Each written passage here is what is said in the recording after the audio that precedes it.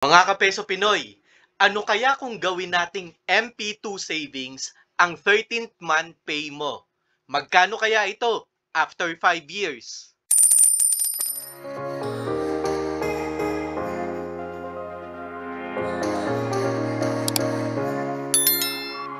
Ito ang dividend rate na idineclare ng Pag-ibig sa kanilang MP2 sa nakaraang 5 taon.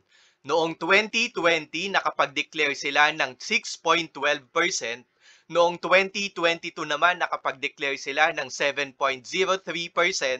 At noong 2024, nakapag-declare naman sila ng 7.10%.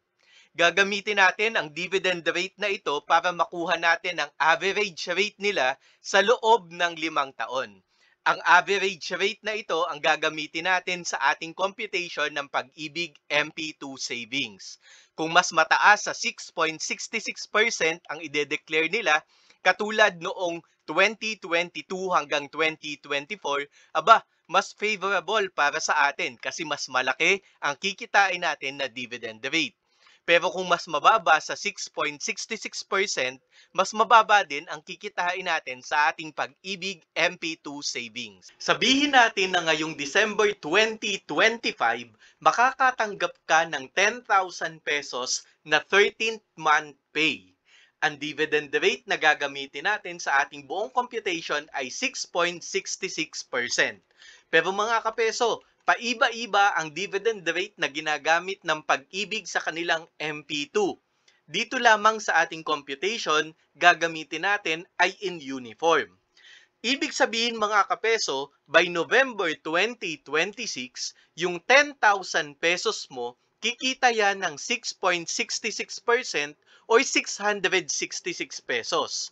Kaya kung tutuusin, yung 10,000 pesos mo, magiging 10,666 pesos na. Magtutuloy-tuloy ang ating Pag-ibig MP2 sa loob ng 5 taon.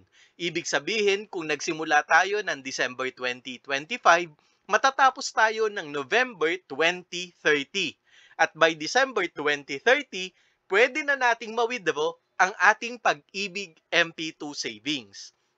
Ngayon, mga kapeso, pagkatapos ng 5 taon na inin natin yung 10,000 pesos natin sa Pag-ibig MP2 savings, magiging 13,804 pesos mga kapeso. Pero what if mga kapeso, sabi mo, ganito ang gagawin ko, every 13th month pay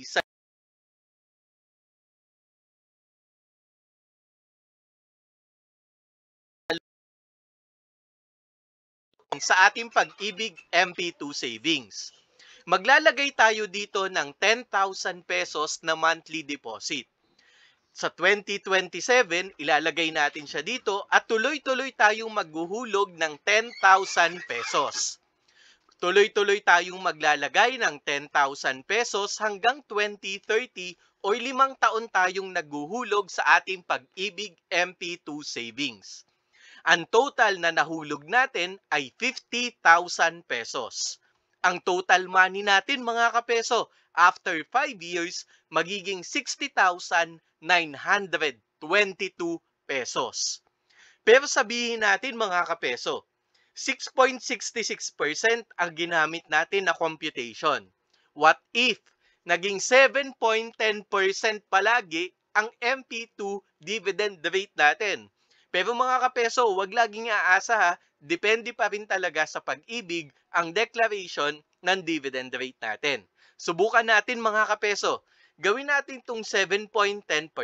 Tingnan natin kung magkano ang mangyayari sa ating 60,922. 7.10%, ang 60,922 pesos natin magiging 61,713 pesos mga kapeso. Mas lumalaki ang dividend rate, syempre mga kapeso, mas malaki din ang kikitain natin sa ating Pag-ibig MP2.